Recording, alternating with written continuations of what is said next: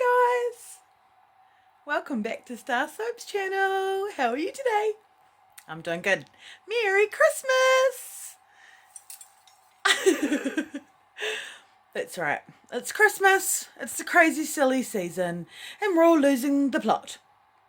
So I'm going to make soap because it is my happy place, and I'm going to make Christmas soap for y'all. That's right.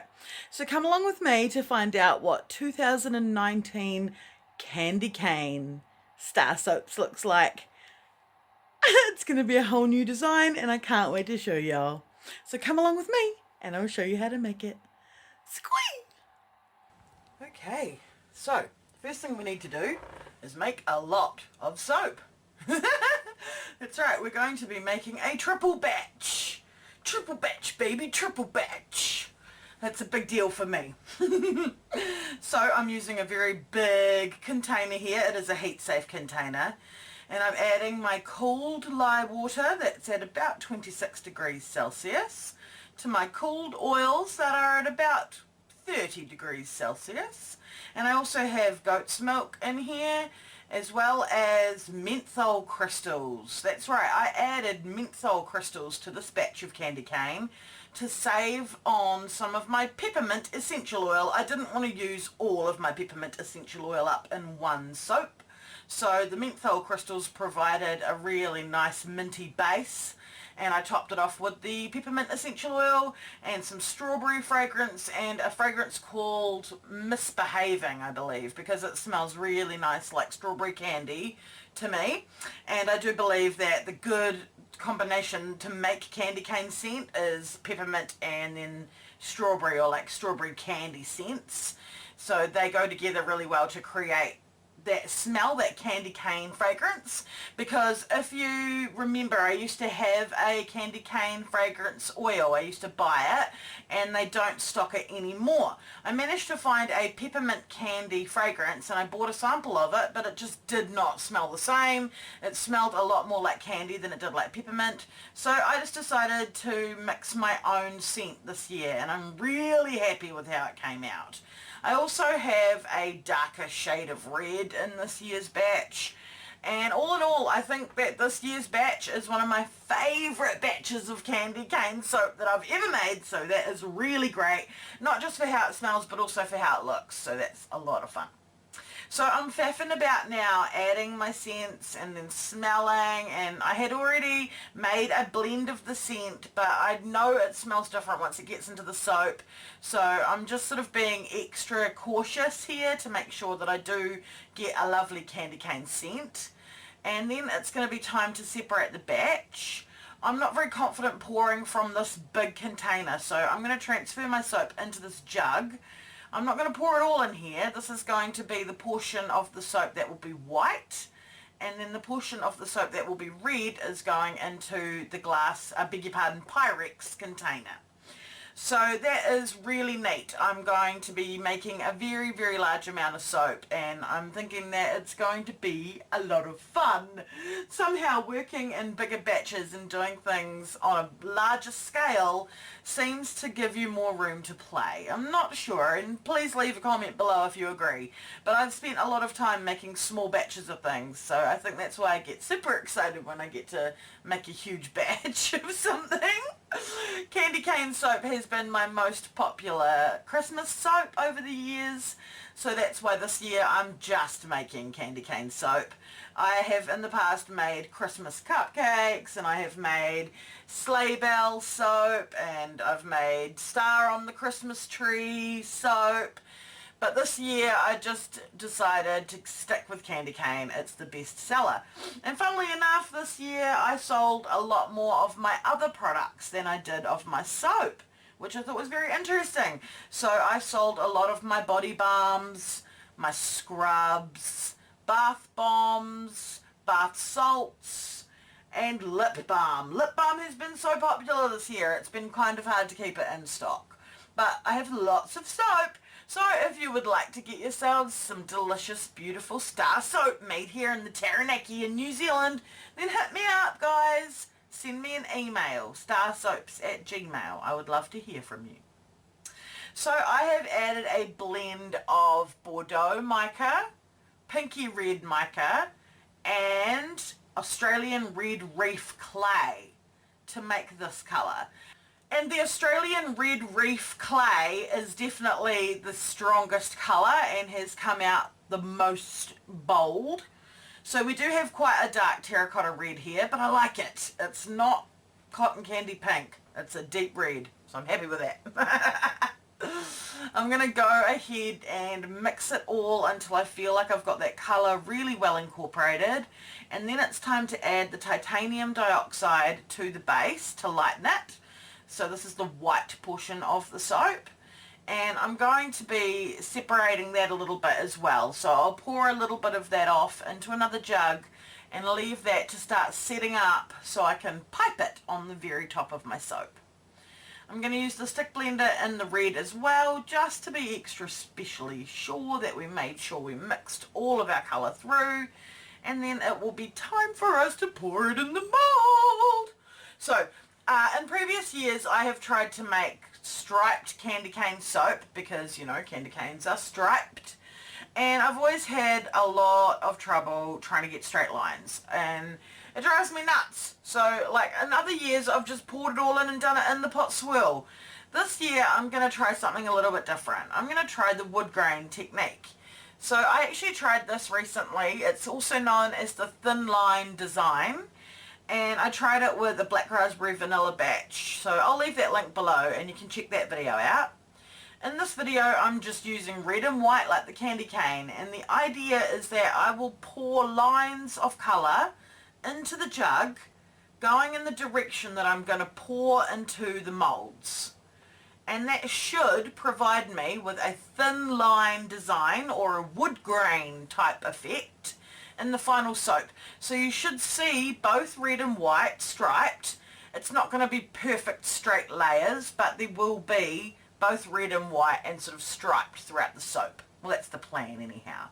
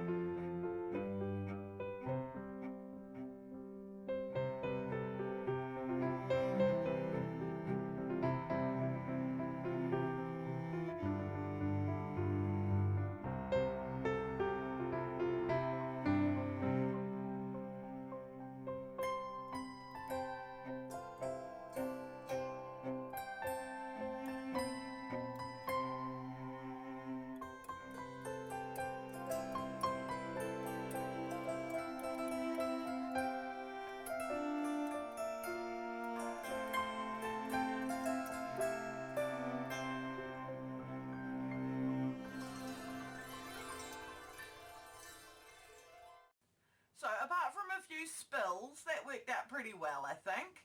The colours have slightly muddied together, but I think that's because of how thin my soap batter was. I think if it was a little bit thicker, we might have got a slightly more defined swirl, but hey, it's gorgeous. And I do think that the peppermint essential oil and the menthol crystals have slowed the trace right down and kept the soap very fluid. As you can see here, when I try to come with my little bamboo skewer and do some swirls on the top, and it's just not behaving. So I don't know what to do. I go a little bit creative Jackson Pollock styles and just swish and swirl the soap all over. Because like I mentioned before, I'm just going to pipe over the top anyway.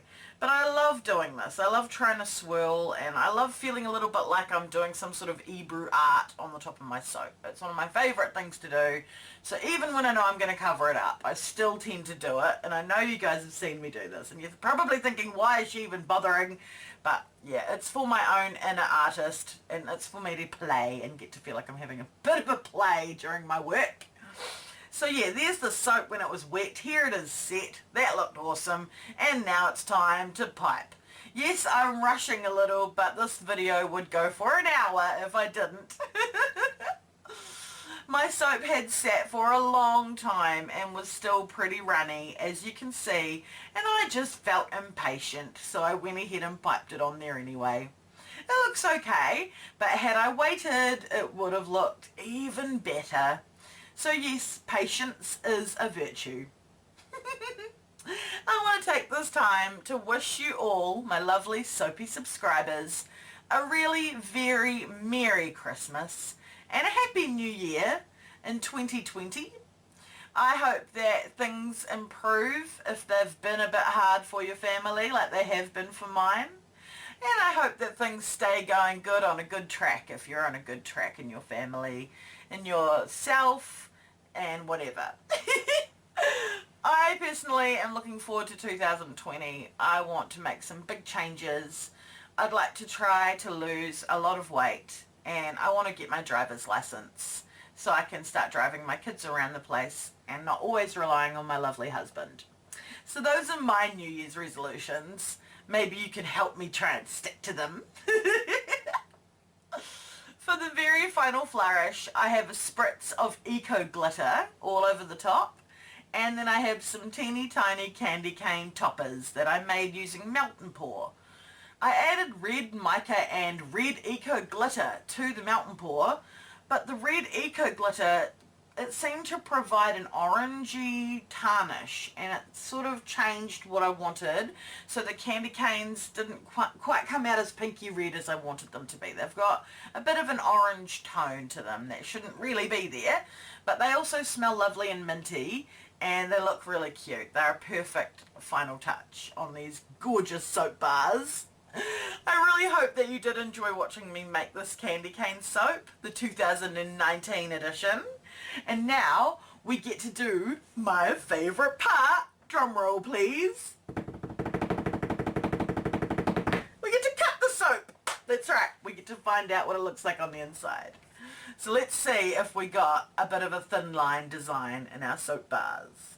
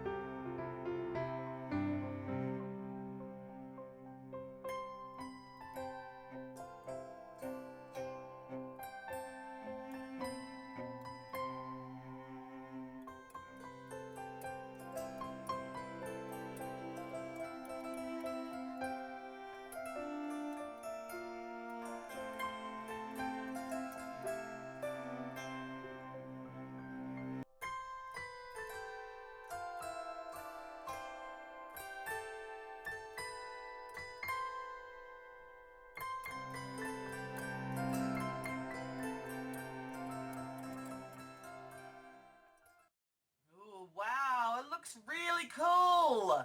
That looks like eyes in a scary face. But it actually turned out really good. I actually thought there would be a lot more of the sort of mixed colour together rather than nice defined lines of the two colours. But what you see is almost three colours. You see white and you see red, and then you almost see a pinky colour as well. So yeah, I really love how they turned out. They do not look like candy canes, but they do have the colours and the representation, and the smell is to die for.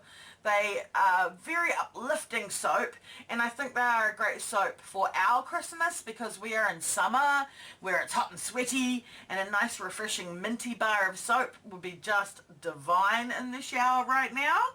I don't know about those in the middle of a freezing cold winter. They might not want to wash with the minty soap bar. But I know that here in New Zealand, where we have a Christmas on the beach, we are going to love this particular version of candy cane soap. So thanks so much for watching, guys. I hope you feel the soapy love, and I really do hope that things just chug along really well for you and your kin in 2020. I am looking forward to a new year and a fresh start. We're going to be fundraising like crazy next year because Alexis has the first stage of treatment in place, and we're now looking to raise the further $7,000 for braces. So we've paid $3,000 for her to have a twin block, and that is starting the process of bringing her upper jaw in and bringing her lower jaw out, so that they will meet and she will not have that very uncomfortable overbite. So I'd like to say a huge thank you to all of you who have donated to the Give a Little page and supported our cause. You are helping for my daughter to have a proper functioning mouth, and I thank you from the bottom of my heart. I hope you all have a wonderful Christmas and a great new year, and I'll see you all in the next soapy video in the next decade. Woohoo! I wanna wish you a Merry Christmas. I wanna wish you a Merry Christmas. I wanna wish you a Merry Christmas from the bottom of my heart. Feliz Navidad. Feliz Navidad. I love you guys. Feel the soapy love. And I'll see y'all next time.